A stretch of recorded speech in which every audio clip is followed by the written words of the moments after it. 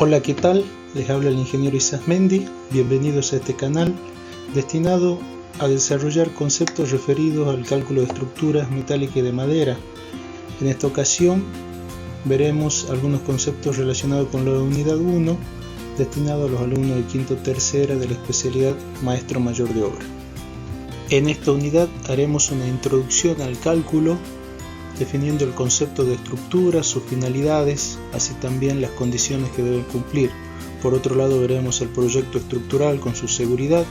Al observar el universo, vemos cómo la totalidad de los elementos que lo conforman tiene una determinada organización y orden, obviamente cada uno en su contexto, pero es aquí donde queremos hacer hincapié en el orden y organización, porque ellos son determinantes para que el elemento sea resistente frente a los esfuerzos que deba resistir. Como podemos observar en las distintas figuras, podemos ver una estructura ósea, una estructura de un ADN, estructura metálica, distintos tipos que se nos pueden presentar en la vida.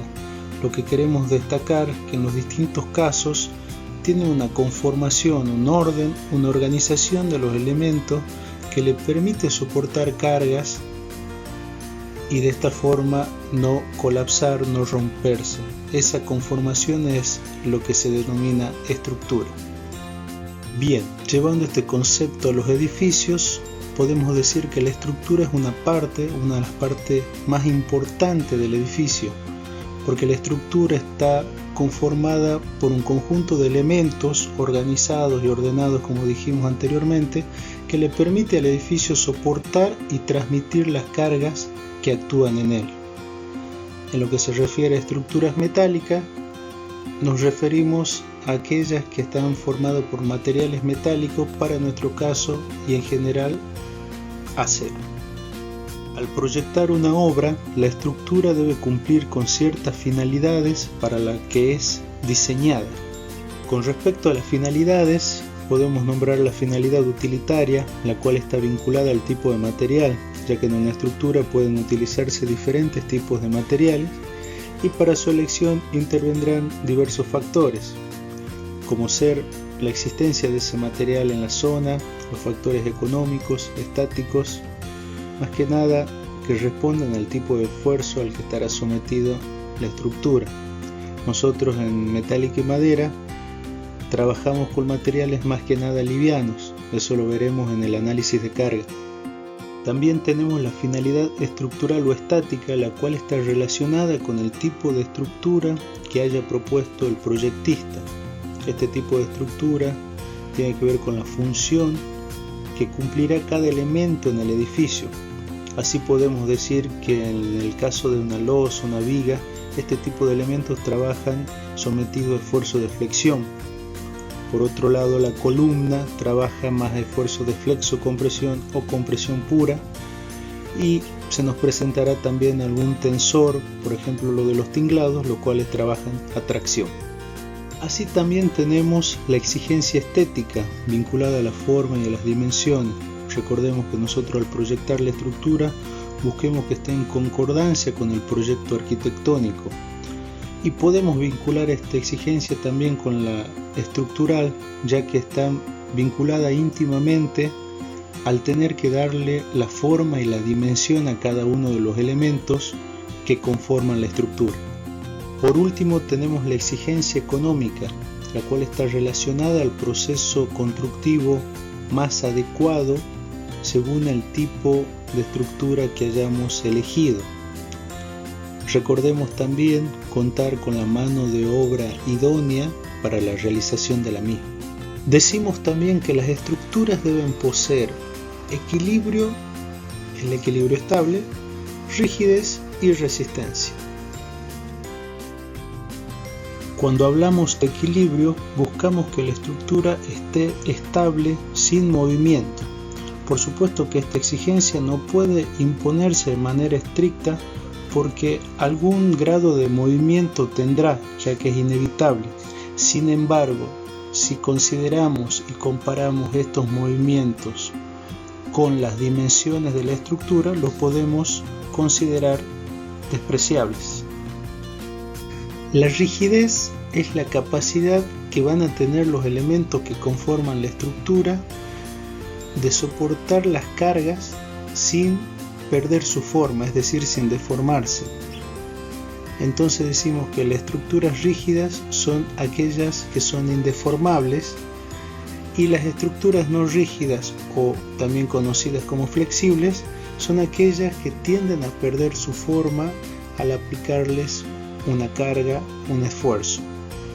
Haciendo una analogía con lo que hablamos del equilibrio estable, cumplir una rigidez estricta es difícil. En realidad se van a presentar pequeñas deformaciones que, en comparación con las dimensiones de la estructura, la podemos considerar despreciables. Al hablar de la condición de resistencia de una estructura, diremos que es la capacidad que tienen los elementos que conforman dicha estructura para soportar los esfuerzos a los que están sometidos sin romperse. Veremos entonces que esta condición de resistencia depende de diversos factores, como el material empleado para la construcción de dicha estructura, como su geometría y así también el tipo de unión que existe entre sus elementos. Al realizar un proyecto estructural, el proyectista tiene como objetivo obtener una estructura segura, económica y factible. Repasando lo que vimos con anterioridad, decimos que la estructura debe cumplir con las finalidades para las cuales es diseñada.